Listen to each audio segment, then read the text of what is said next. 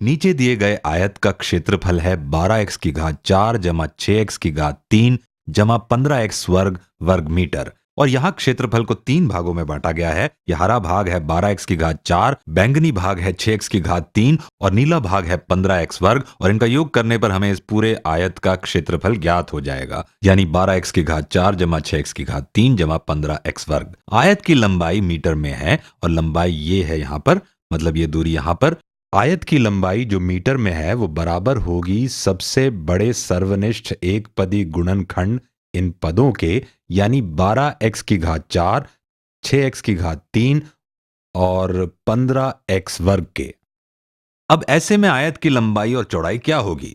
और अगर आप चाहें तो वीडियो को यहां रोककर खुद प्रयास कर लें। अब हमसे कहा गया है कि लंबाई गुणा चौड़ाई, यानी ये लंबाई गुणा ये चौड़ाई बराबर होगी इस आयत के पूरे क्षेत्रफल के। और अगर लंबाई होगी तीनों पदों के सबसे बड़े सार्वनिष्ठ एकपदी गुणनखंड के, यानी 12x की घात 4, 6x की घात 3 और 15x का वर्ग के, तो हमें उसे गुणनखंडन द्वारा बाहर करना होगा और जो बच जाएगा वो ये चौड़ाई होगी। चलिए ज्ञात करते हैं कि सबसे बड़ा सार्वनिष्ठ एकपदी गुणनखंड क्या होगा इन तीनों पदों का। पर पहले हम ज्ञात करेंगे इनके गुणांक को, यानी कोएफिशिएंट्स को। तो आइए पता करें सार्वगुणनखंड 12, 6 और 15 का। और इसे हल करने के कई तरीके हैं, जैसे कि अभाज्य गुणनखंडन द्वारा।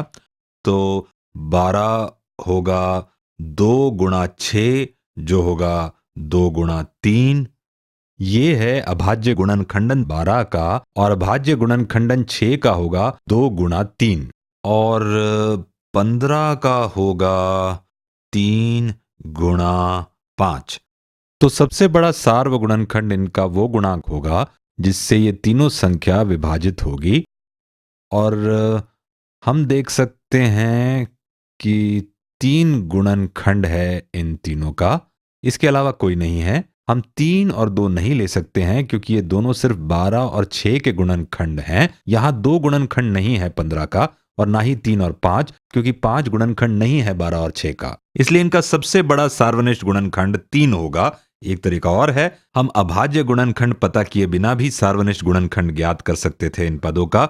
चलिए करते हैं। तो 12 के गुणनखंड हैं 1 गुणा 12, 2 गुणा 6, 3 गुणा 4 और अब 6, 1 गुणा 6 या 2 गुणा 3। तो ये है गुणनखंड 6 के।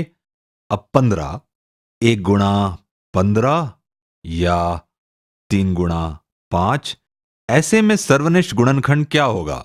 तो यहां 3 ही सार्वगुणनखंड है क्योंकि ये तीनों में है। इसलिए सबसे बड़ा सर्वनिष्ठ गुणनखंड 12, 6 और 15 का है 3। और सबसे बड़ा सार्वनिष्ठ एकपदी गुणनखंड का गुणांक भी होगा 3।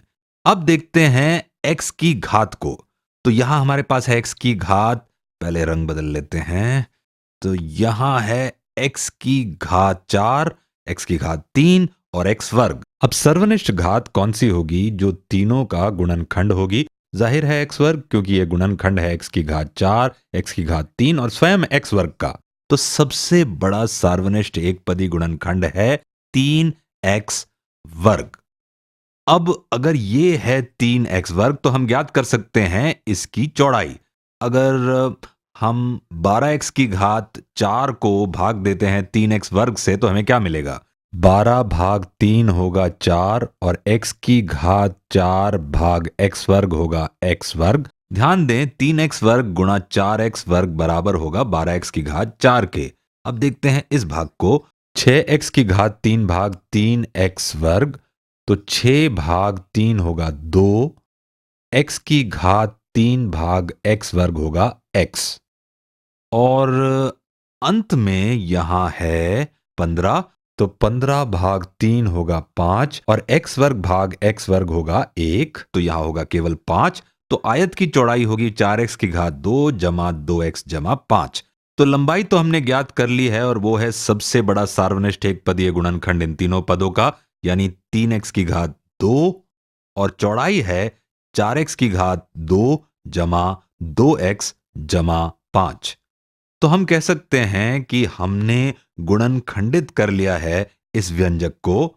और हम इसे अब इस तरह लिख सकते हैं, 3x की घात 2 गुणा 4x की घात 2 जमा 2x जमा 5, जो कि ये पूरी चौड़ाई है और ये बराबर होगी क्षेत्रफल के, मतलब बराबर होगी हमारे मूल व्यंजक के, यानी 12x की घात 4 जमा 6x की घात 3 जमा 15x के वर्ग के।